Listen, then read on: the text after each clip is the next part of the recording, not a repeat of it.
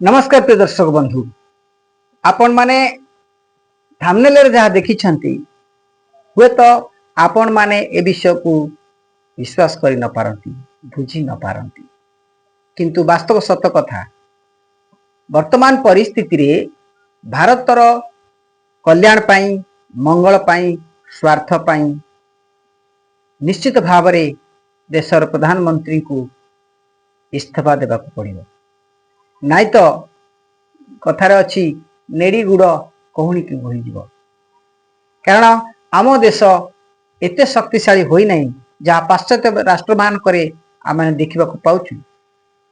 वर्तमान परिस्थिति रे आमे जदि देश रे युद्धर परिस्थिति हुए आ विभिन्न सहर रे मिसाइल गिरे तो आम लोक मानकर सुरक्षा निमंते आमे कौन बंदोबस्त करिछु ना आमे खाली प्रगतिर मिछ डिंडिम पीटी चलीछु। एणु देशर स्वार्थ पाई, हित पाई निहाती गुरुत्वपूर्ण विषय वर्तमान जे कि आमर प्रधानमंत्री को इस्तीफा दवा माने इस्तीफा दवार व्यतीत अन्य कौनसी बाट नहीं जहा कि ये जो भयंकर युद्धर विभीषिका सारा विश्व रे चली ता भितर मुक्ति पाइबार आउ अन्य कौन सी बाट नहीं। एणु आपण माने टिके भल भाव चिंता करंतु। ईरान रो सुप्रीम लीडर को तो हत्या करदेले इजराइल एवं अमेरिका मिसी। वर्तमान आपण माने जानिछंती कि नहीं नेतन्याहु मध्य मृत्युवरण करिछंती, हेले आम देशर मीडिया चैनल माने एसब विषय देखौ ना, कारण से माने एसबु मिछ प्रचार को भारी भल पाती और अंतरराष्ट्रीय न्यूज द्वारा जेतिक सूचना मिलुची तो द्वारा पूरा स्पष्टीकरण हो गलानी जे नेतन्याहु को मध्य हत्या करा जायछि, तांकर मध्य मृत्यु होइछि। एणु वर्तमान परिस्थिति रे आमे युद्ध भीतर को टाणी ही जाउचु, कारण ईरान जो भली भाव रे तार शत्रु राष्ट्र मान को बा इजराइल अमेरिका को अटैक करूची एते साधारण विषय नुह। आज जदि ईरान रु भारत को जो गैस सप्लाई होची यह सरकार सकाशु नुहे, यह लोक मानकर सहानुभूति समवेदना भल पाइबा सकाशु। तेणु भविष्य रे जे ईरान भारत रे मिसाइल मार न करिवो तार किछि ग्यारंटी नहीं।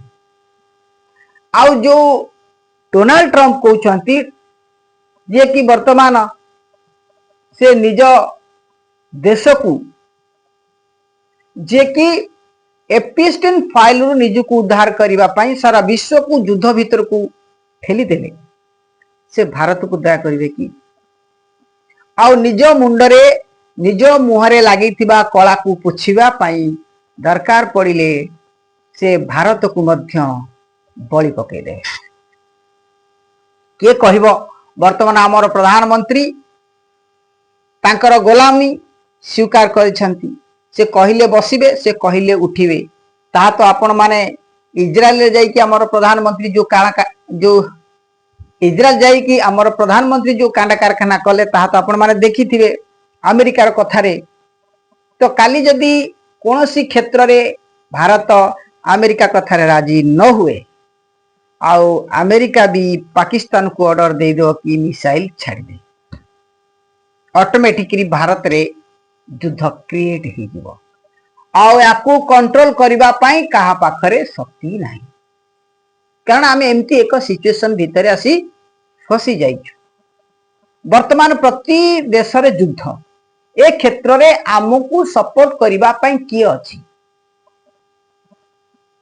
आपण माने टिके चिंता कर। आउ अमेरिका कथारे पाकिस्तान युद्ध मिसाइल छाड़िबो माने से ता सपोर्ट रहिबो।